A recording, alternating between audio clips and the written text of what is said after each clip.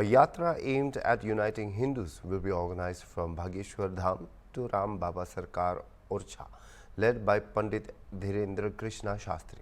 The yatra will take place from November 21 to 29. Speaking about the event, Pandit Shastri emphasized the need for unity among Hindus, stating that Indians do not want to be divided, and if division occurs, the nation will suffer.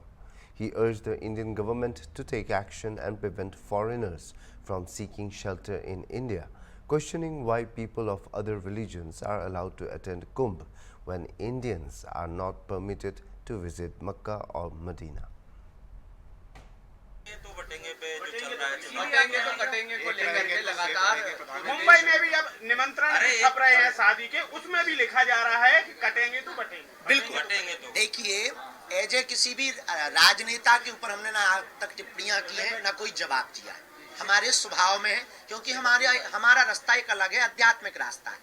पर अगर वो as a मुख्यमंत्री, जो माननीय उत्तर प्रदेश के मुख्यमंत्री, अगर उन्होंने महात्मा होने के नाते ये नारा दिया, कट्टर हिंदू होने के नाते, बहुत अच्छा दिया। लोगों ने अपने अपनी दृष्टि से देखा, हमने इसको ऐसे देखा कि अगर हम भारतीय आपस में बटेंगे तो चीन वाले हम लोगों को काटेंगे, पाकिस्तान वाले हम लोगों को काटेंगे, हम लोगों को विदेशी ताकतें काटेंगे। और सही भी है, इसलिए भारत के प्रधानमंत्री ने कहा एक रहेंगे सेफ रहेंगे। पर एजे अगर कोई पॉलिटिकली बयान कहो तो इस पर हमारी कोई टिप्पणी नहीं, पर हिंदुस्तानी होने के नाते ये टिप्पणी है कि हम भारतीयों को बटना नहीं है, बटेंगे तो सच में। लेकिन घुसपैठिए लगातार आ रहे हैं, घुसपैठियों को लेकर के भी चर्चा चल रही है कि घुसपैठियों को बाहर करना चाहिए। लेकिन झारखंड में सिलेंडर देने की बात हो रही है कि उन्हें सिलेंडर दिए जाएंगे। देखिए, एक सबसे बड़ी इस देश की दिक्कत है, इस देश में बहुत प्रायोजित तरीके से षड्यंत्र चल रहा। विधर्मी लोग, जिन्हें हिंदुत्व से प्यार नहीं, जिन्हें वंदे मातरम बोलने से दिक्कत है, जिन्हें राष्ट्रगान गाने से दिक्कत है, जिन्हें गजवाई हिंद चाहिए, वो लोग अपनी संख्या बढ़ा रहे हैं, बच्चे भी ज्यादा पैदा कर रहे हैं।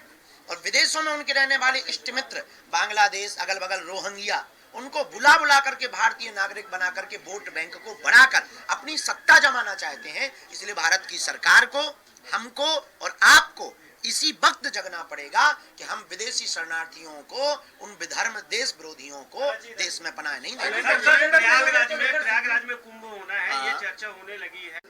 जात पात की करो विदाई, हम सब हिंदू भाई भाई। जात पात और भेदभाव को जड़ से हमें मिटाना है, हमें भारत भव्य बनाना है।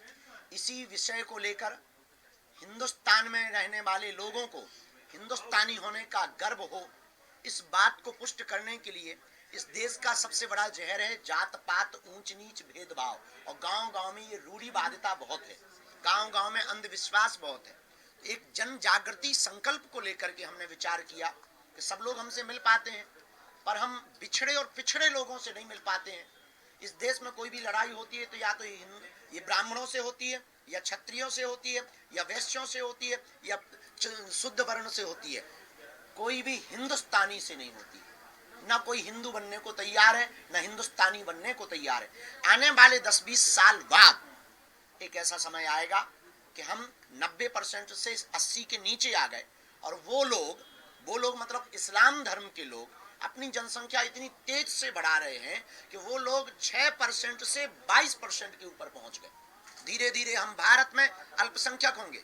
लगभग 65 देश हैं इस्लामों के, 95 से ज्यादा देश हैं ईसाइयों के, पर पूरी दुनिया में एक भी ऐसा देश नहीं है जो हिंदुओं के लिए हो। Suriname, Cambodia, Indonesia, Nepal, Fiji, Mauritius, इन देशों में रहने वाले हिंदुओं पर वहां की सरकार अगर अत्याचार करती है, आज जैसे कनाडा में कर रही है, और अगर उनको भगा दिया जाता है, तो हिंदुओं के लिए एक भी जगह नहीं है जहां वो सुरक्षित रह सके। इस बात को लेकर के अब हमने ठाना है 21 नवंबर से 29 नवंबर तक हिंदुओं को जगाने के लिए हम 160 किलोमीटर की राम राजा ओरछा तक बागेश्वर धाम से पद यात्रा कर रहे हैं।